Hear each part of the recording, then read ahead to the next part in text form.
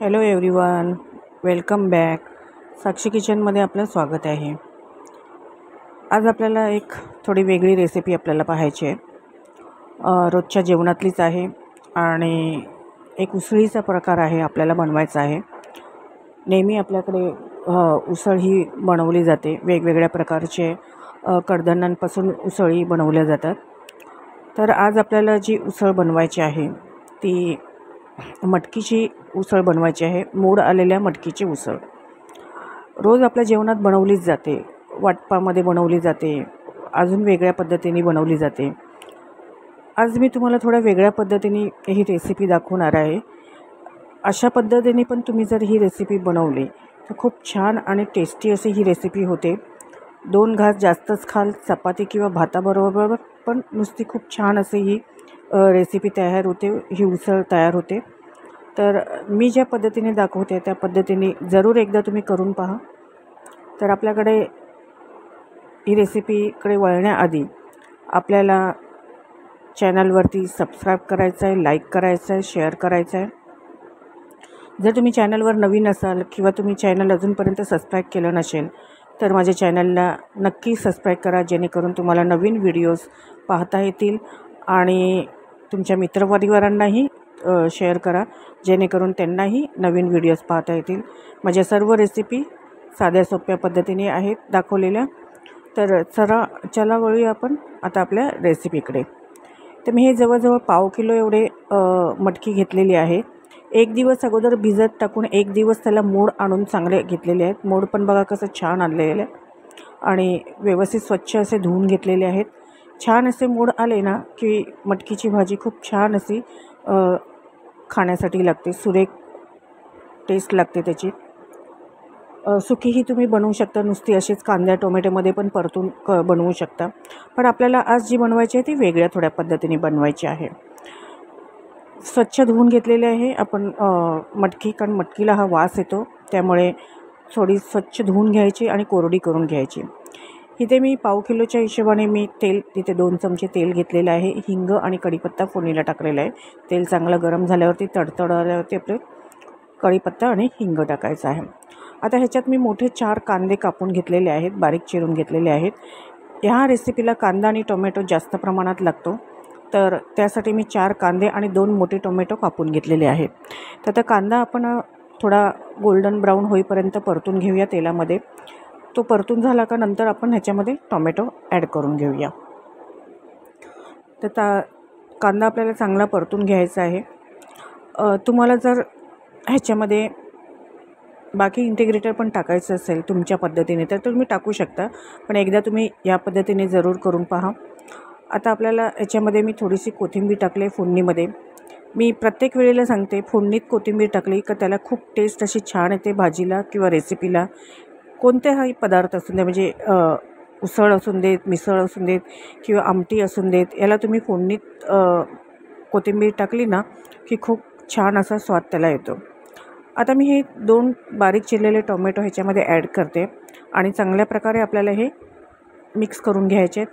Tomato थोडे मऊ होईपर्यंत आपल्याला परतून घ्यायचे आहेत, का मग आपल्याला इतर मसाले आपल्याला ह्याच्यामध्ये ॲड करायचे आहेत.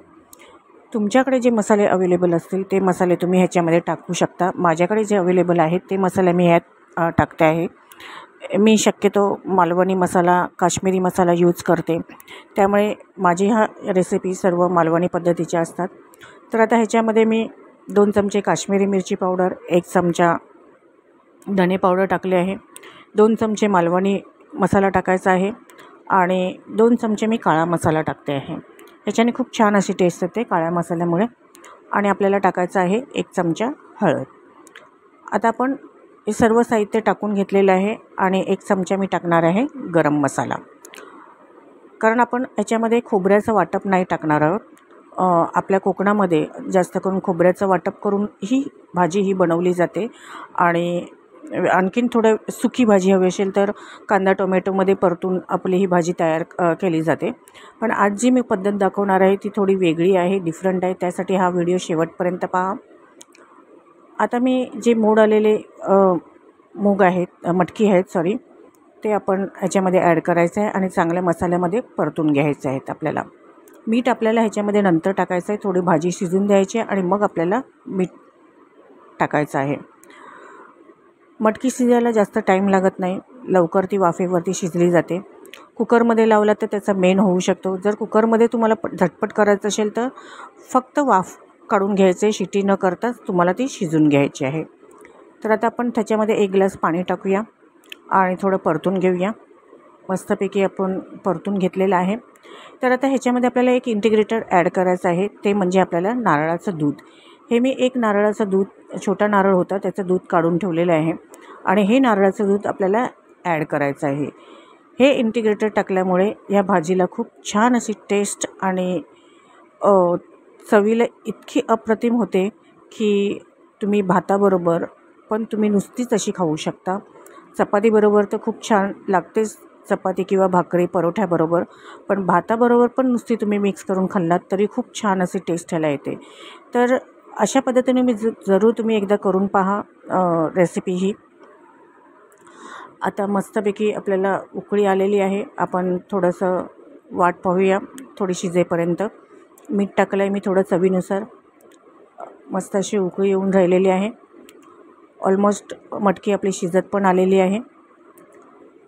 मी वरून थोडी कोथिंबीर टाकते. मस्त असं सुगंधही उसळीला पसरला आहे. तर अशा प्रकारे तुम्ही जरूर एकदा करून पहा मटकीची उसळ किंवा इतर कडधान्यांचीही उसळ. बघा मस्त असा कलर पण आलेला आहे आणि भाजी ही खूप छान अशी टेस्टी होते ही. तर जरूर तुम्ही ही रेसिपी करून पहा. तुम्हाला हा व्हिडिओ कसा वाटला, ही रेसिपी कशी वाटली हे कमेंटमध्ये मला जरूर कळवा, जेणेकरून मलाही तुम्हाला थँक्स बोलता येईल. आणि हा व्हिडिओ तुम्ही कुठून पाहताय हेही मला कमेंटमध्ये जरूर कळवा, जेणेकरून तुम्हाला थँक्स बोलता येईल. मस्त अशी उकळी येऊन आपली भाजी तयार झालेली आहे. मटकी ही खूप छान अशी शिजलेली आहे. जास्त प्रमाणात मटकी शिजवायची नाही आहे, कारण मेन झाला तर त्या भाजीचा टेस्ट निघून जाते. तर अशा प्रकारे आपली मटकीची उसळ तयार आहे. तर अशाच माझ्या साध्या सोप्या रेसिपींसाठी साक्षी किचनला सबस्क्राईब करा, लाईक करा, शेअर करा आणि तुमच्या मित्रपरिवारांनाही हा व्हिडिओ शेअर करा, जेणेकरून त्यांनाही हा व्हिडिओ पाहता येईल. हा व्हिडिओ तुम्ही शेवटपर्यंत पाहिलात त्यासाठी खूप खूप धन्यवाद. Thank you for watching.